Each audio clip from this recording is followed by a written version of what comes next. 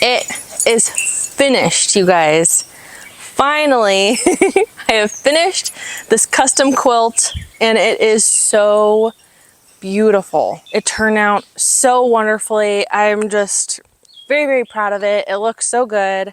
I tried stuff I hadn't done before with this quilt, which I'll get into in a little bit. And I just really love it. I think it looks so cute.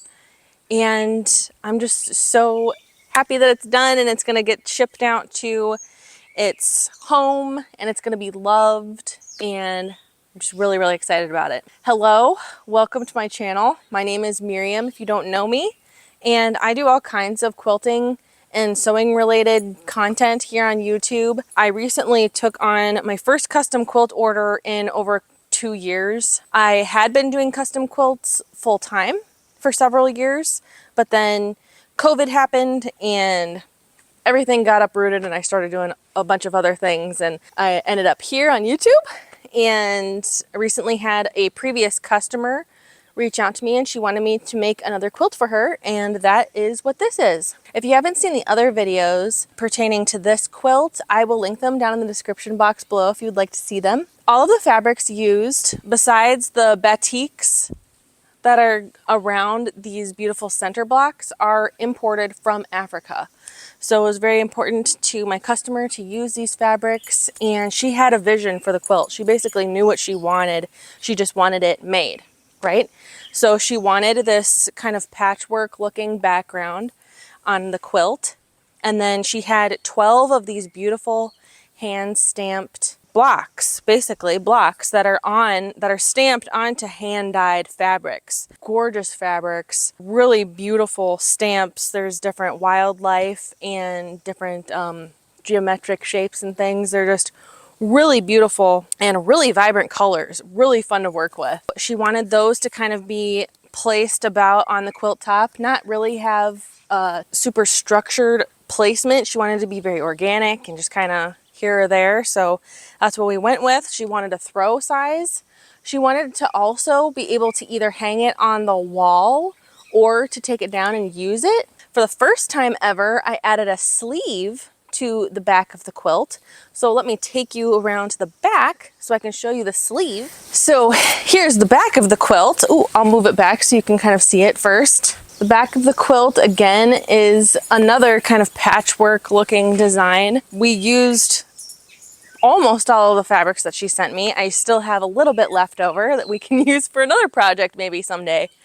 But here, I'll bring you up closer again so you can see the sleeve. I just kind of made it up as I went, and then I looked up videos after I had attached it with the binding, and it looked like I had actually done the sleeve the way that a lot of the professionals teach you how to do a sleeve, so that's good. So basically, I cut a piece of fabric and I folded it in half. I hemmed in the edges and stitched those down so we wouldn't have any raw edges exposed. And then I stitched the raw edges up in here inside the binding when I was attaching the binding using my sewing machine. And then I had kind of a loose sleeve on the back. So then I went in and I hand stitched it down. So we are hand stitched all the way across here. And that just holds the sleeve in place for using it to hang it up with a curtain rod or with a hanging rack like this. I'm not quite sure how she's going to do it at home. So yeah, that's how I attached the sleeve. It was really easy and it's really cool. You can attach a sleeve even after you've bound a quilt. So if you ever make a quilt and you realize, hey, you know what? I think this would look really cool hung up on my wall. You can add a sleeve to the back of your quilt, and there's lots of videos on it on YouTube. I will probably make a video on it at some point. Let me bring you back around to the front and I will show you the quilting that I did on here. I hope you can see this good. But so around each of these blocks, here, let me turn this. Around each of these center blocks with the hand stamped paint on here, I did a stitch in the ditch all the way around. And then I came and I did a stitch in the ditch all the way around the batik borders also, just to hold all of this batting in place. In all of the blue, I hope you can see it on camera, but in all of the blue, I did what I call the boxy meander free motion quilting. So it's just a really organic fun quilting design. You cannot go wrong with this quilting. It's a really wonderful beginner-friendly quilting. It's one of my favorites. It's the first free motion quilting I ever learned to do.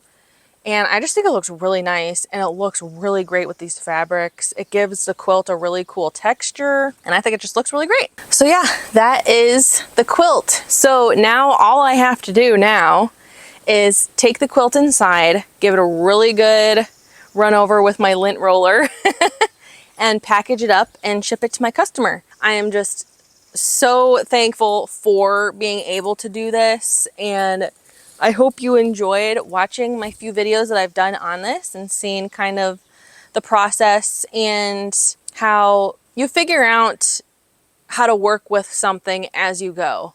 And that's something that I really love about quilting is it's not a one size fits all type of hobby. Every quilt that you make, you're going to be learning something new. I've been quilting a lot for like 8 years, and I just did my first sleeve. I learned something new, and that was really fun. This is the first time I've ever worked with fabrics like this center block. Very cool. I figured out how to pin baste this vertically. So I actually used this rack and hung the quilt sandwich and pin basted that way. That's one of the videos that I did. That'll be linked in the description box. But it's just really cool how in each quilt you really do learn something new, whether it's fabric selection, a new piecing technique, pressing techniques, pinning techniques, glue basting, a different way of binding, adding a sleeve. There's like so many different things that you learn in each quilt that you make, and I just really love that about quilting. And I hope this kind of inspires you to try something new, you know?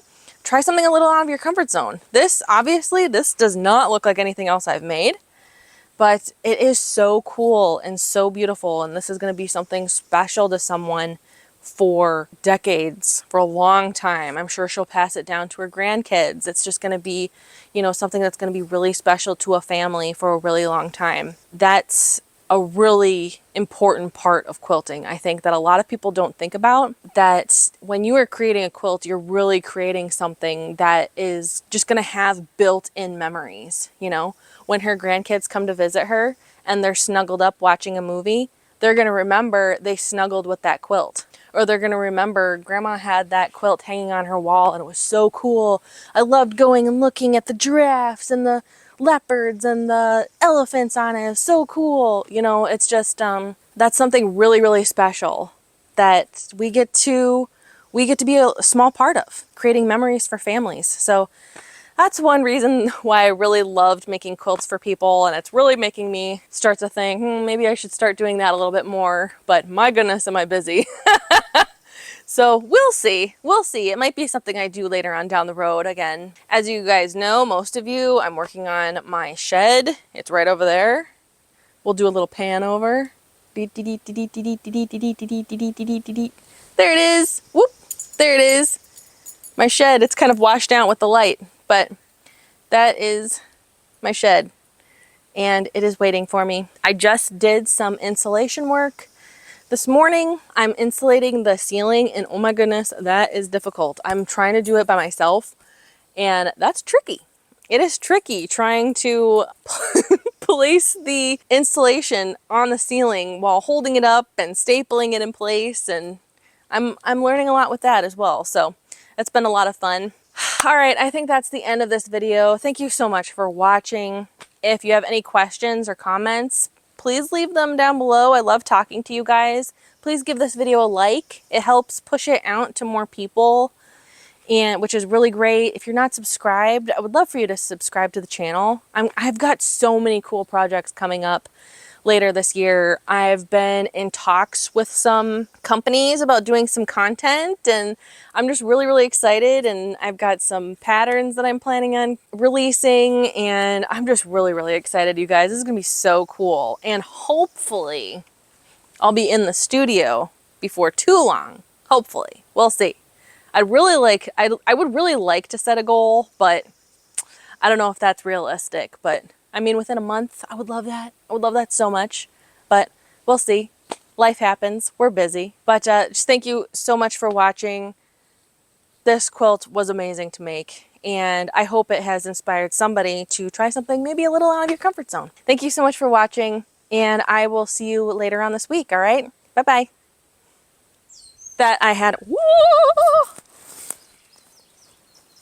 It's a little breezy. Oh my goodness. I wasn't anticipating it being windy.